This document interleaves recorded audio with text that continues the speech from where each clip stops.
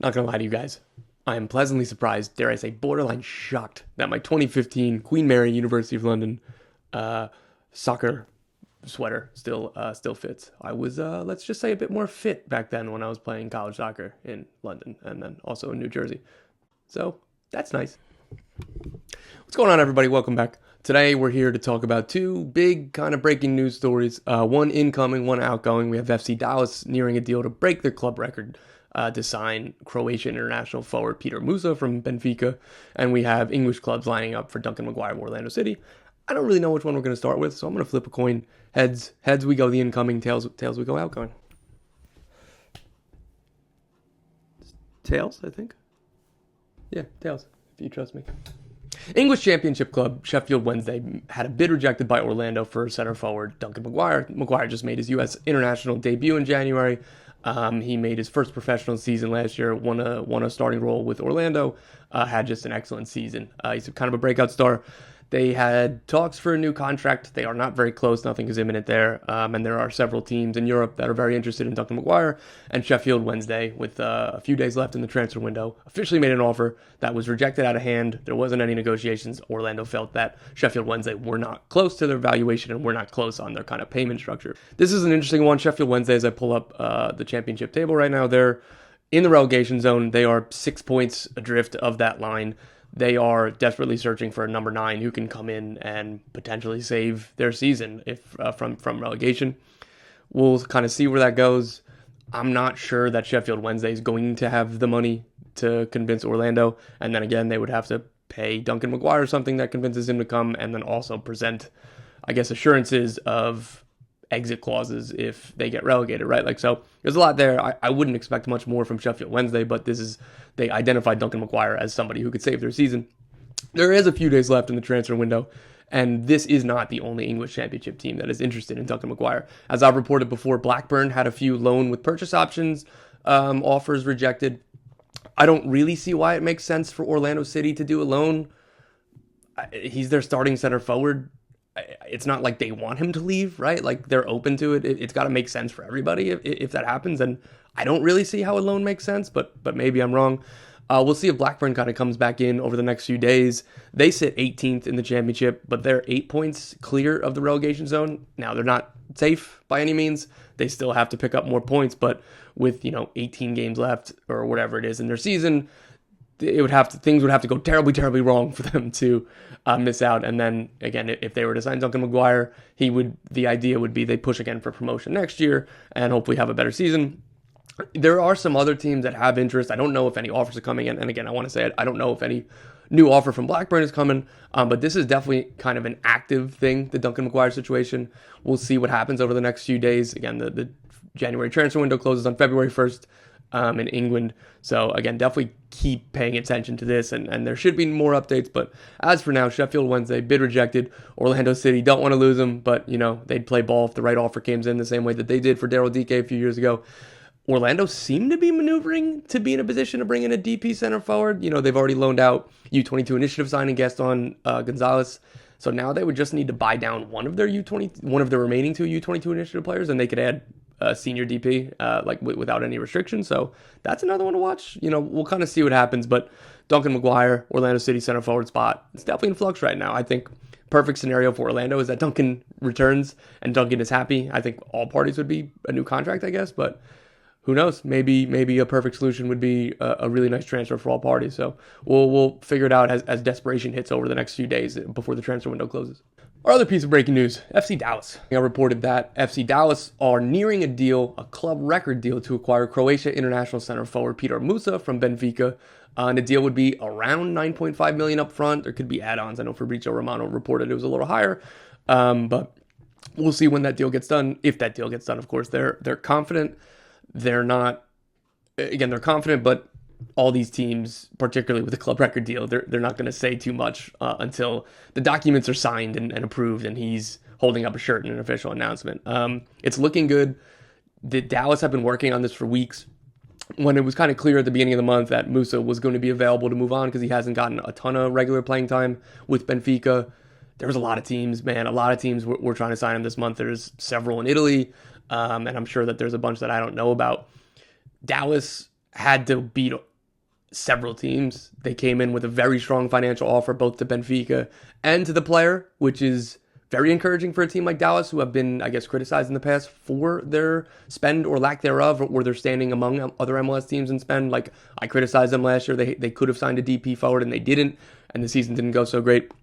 So well done to them if they do get this done for, again, putting the financial package there to convince them, and then also the project and everything else that comes with convincing a 25-year-old Croatian international to come to Dallas, to come to MLS, to leave Benfica, and instead of going to Serie A or somewhere else, to come to MLS. And I think that this is just another signification of MLS 4.0. Like, it's pretty crazy that FC Dallas are outbidding Serie A clubs. It's a funny sentence, and it's, just how far we've come. So if we're kind of looking at Musa's stats itself, let's start with just the raw numbers.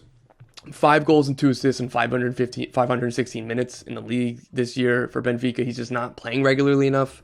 Last year, he had 10 goal contributions, but again, only in 640 minutes, so it's really difficult to, I guess, gauge. Like, his per 90 stats are awesome from the last year with Benfica. Like, look at this. 95th percentile per 90 minutes in goals and expected goals and, assists and expected assists and all of this, shot creating actions, like touches in the penalty area, all this, like, that's elite. But it's 519 minutes. What does that look like over a full season? And what does that look like when you're not playing for Benfica, who's, like, again, just about every team in Portugal, they're heavy favorites again, so he's playing in ideal conditions. The last time that Petar Musa played like a full season, and for a team that wasn't, Benfica, was 2021-22. He had 11 goals and 3 assists in 2,300 minutes. And let's pull up kind of his scouting report from that season from Portugal. And again, this is him younger. This is a different team, all that. But look, 71st percentile in goals and shots, 81st percentile in shots and stuff. Like, these are still respectable enough numbers. And for me, I'm assuming like Dallas, I know are expecting him to be more like those Benfica numbers. But I guess, like, I think it's going to be somewhere in the middle where, again, if they're laying out $9.5 million or plus add-ons and whatever it kind of breaks down to be, they're going to expect him to be a star in this league. I think he's going to fit very well. For me, the depth chart, under Nico Estevez, they've mostly played 4-3-3, 4-2-3-1, some variation of that. Sometimes when they're chasing games, they play 4-4-2. I love this idea of having Jesus Ferreira playing as a second striker underneath a center forward like Musa. I think that this is the best way to use Jesus Ferreira. I think that this will get the best out of both players. Paul Arriola is an extremely responsible, hardworking wide midfielder, so he can play as a wide midfielder to 4-4-2 rather than a winger in a 4-4-3, right? And then talk some more about another formation that I like. Bernard Kamungo, I think that he would fit well with this as too. Enes Sally, a young player that they just signed, turning 18 soon, Romanian international. So they have a lot of options here, and I do think that Alaramendi and Pamukal could work as a double pivot in the midfield, even if Pamukal does, it's nice to get him freed to go forward or take more chances on the ball, but we'll see kind of how that works out. I do like the idea of, I guess, if you had to guess, right, like based on everything that Nico Estevez has done, this would be more likely, but in preseason, they started with 3 at the back, and I had heard that this is something that they're heavily considering and something that they're working on. Whether this becomes their primary formation or not remains to be seen, but I really like this. I think that this would be awesome for this team, right? Like, so you put Musa up top, and then Kamungo and Ferreira kind of play underneath. It's like, think of Columbus with Cucho Hernandez up top, and then it's Matan and Diego Rossi playing underneath it, and they kind of interchange which one, like Rossi is running beyond more, and that'd be the Kamungo role, and then Matan playing the Ferreira role would be getting on the ball more. I think that all works great. Again, with Arriola, I think that he's responsible enough to play wingback if he does indeed stay with the team. They might have questions at left wingback if Farfan can get forward enough, but, you could always throw caution to the wind and throw kind of a winger there and put Farfan as a left center back. Again, I really like this look. I think this would really benefit Dallas. I don't know. This is all good ideas, good problems. It'll be fun over the next month. Again, if they do indeed get this deal over the line, it's at the final stages. They're confident, they're hopeful, but they're not going to celebrate until everything is signed and approved, and he passes a medical and everything like that, right? Like, so it's a very exciting time for Dallas, exciting time for the league. One more point, just macro, in that, dude, in the recent history of soccer, 25-year-old center forward playing for Benfica doesn't even look at MLS. They go to the Serie A team. They go to the Bundesliga or France or whatever, right? Like, MLS isn't an option. Or if it is, it's like, all right, I guess he's just going to take money and like that's it. Cucho Hernandez left Watford when they got relegated to the championship. He could have stayed in Europe. He had offers in Europe. He ends up coming to Columbus. He goes to Columbus. He wins the title. He's playing phenomenal to start in this league. He's back in the Colombian national team. He wasn't in the Colombian national team at the end of that deal in Watford. He's back in the Colombian national team because of what he did in Columbus. That's kind of the idea with Musa. Like, you see enough examples like this. It's like the old way of thinking. And again, it was true 10 years ago. Your national team career is probably over if you come to MLS at this stage. It's not like that for most teams. Like, dude, Thiago Almada is the captain of Argentine U23s. He was on the World Cup squad while playing in MLS. Like, this is a new era, a new pedigree and profile to target players that understand, oh, if I want to go to the top 5 leagues in Europe, I can go to MLS. Like, again, very, very few people are going to pick MLS over, Premier League offer. And I wouldn't recommend many people to, again, as long as the playing time is there.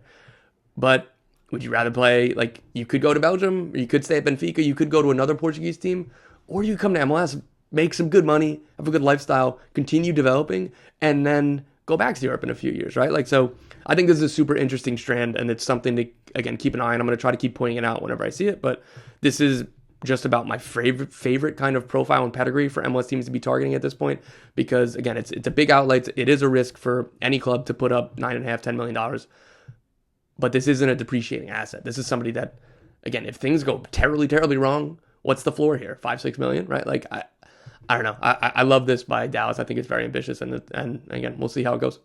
All right, that's it. Haven't done a little breaking news video in a little bit. So that was fun. It's good to scramble and go deeper into this. We'll be back in the next couple of days. Who knows what's next? Maybe there'll be news later today that I have to react to. But cheers.